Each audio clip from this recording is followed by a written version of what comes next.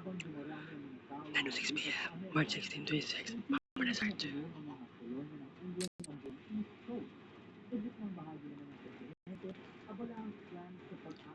Evening session para Pagkatapos ng 1754, dumating ang panahon na kailangan pagdisikunan kung sino talaga ang may karapatan ng Amerika. England, France, o ang mga katutubong tribo na matagal nang naninirahan doon. Ang New France ay nagdinigit silang 60,000 katao, kaya nakipagsanig sila sa ilang tribo ng mga Native Americans upang lumaban. Ang mga kolonya ng England naman ay may higit 1,000,000 mamamayan at may sarili rin silang mga kaalyadong tribo. Sumiklab ang French and Indian War sa pagitan ng England, France at mga kaalyadong tribo. Naglaban sila sa mga gubat, ilog at mga fort sa hangganan ng dalawang teritoryo. Kasabay nito, may malaking digmaan rin sa Europe na konektado sa labanan sa Amerika. Bago matapos ang digmaan, ipinipina ng France ang kalahati ng Louisiana sa Spain para hindi maagaw ng England. Nang matapos ang giyera, napilitan ng France na isuko ang natitirang bahagi ng Louisiana at pati ang Canada sa England. Matapos itong natalo sa labanan. Ngayon, mas malawak na ang nasasakupan ng England sa Amerika. Pero kapalit nito ay malalim na utang dahil sa gastusin sa mga digmaan. Kaya nagsimula silang mangolekta ng maraming buwis mula sa mga kolonya bilang pambayad. Naiinis ang mga Ingles na kolonista dahil pakiramdam nila ay hindi sila kapat na itinatrato, lalo na't wala silang boses o boto sa pamahalaan sa London. Dahil dito, lumaki ang tensyon at nagkaroon ng mga protesta na nauwi sa revolusyon. Dito nagsimula ang pagkilala ng mga tao sa sarili nila bilang mga Amerikano. Mula sa kontinente na tinawag na Amerika, may pinangalan kay Amerigo Vespucci, isang Italian misyon. Noong July 4, 1776, ipinahayag nila ang kanilang kalayaan mula sa Great Britain sa pamamagitan ng Declaration of Independence. 5 taon ng matinding labanan ang sumunod bago tuloy nagwagi ang mga Amerikano. Dito nabuo ang bagong bansa na tinawag nilang United States of America. Pagkatapos nilang makamit ang kalayaan, may panibago na mga problema ang bagong bansa. Magulo at mahina ang kanilang gobyerno.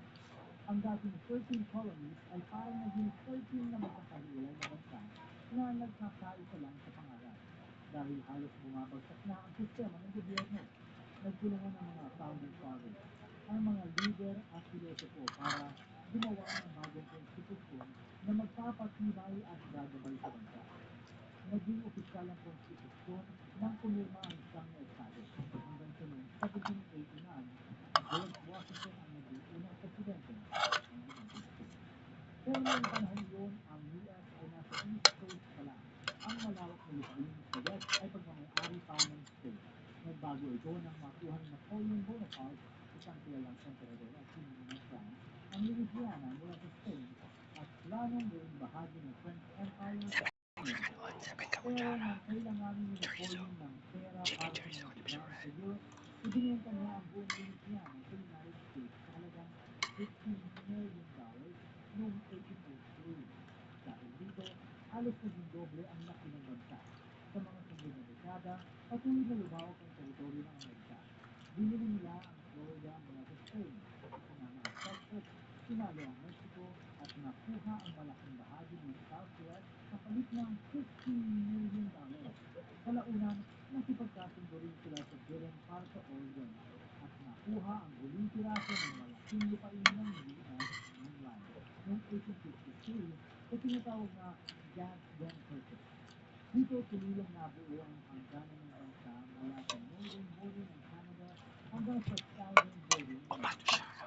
Pagtapos ng 1912, nang maging opisyal na estado ang Arizona, kompleto na ang 48 states sa mainland ng Amerika.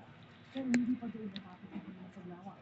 Noong 1898, matapos ang Spanish-American War, nakuha ng US sa Pilipinas, Puerto Rico at Guam, mga bagong teritoryo sa Pacific at Caribbean na nagpalawak ng influensya ng Amerika lampas sa kontinente.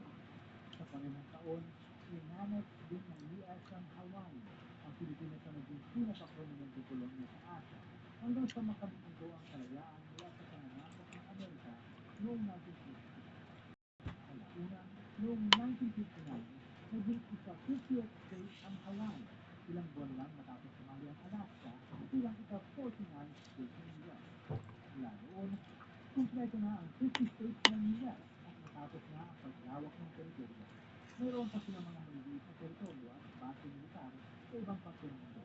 Kaya sa huli, ang Amerika ay tuluyang nabuo bilang isang bansa na sumaklaw mula Atlantic hanggang Pacific. Isang makapangyarihang republika na nagsimula lang sa isang aksidenteng pagyayari ni Christopher Columbus. Para tuloy-tuloy ang saya at kwentuhan, huwag kalimutan mag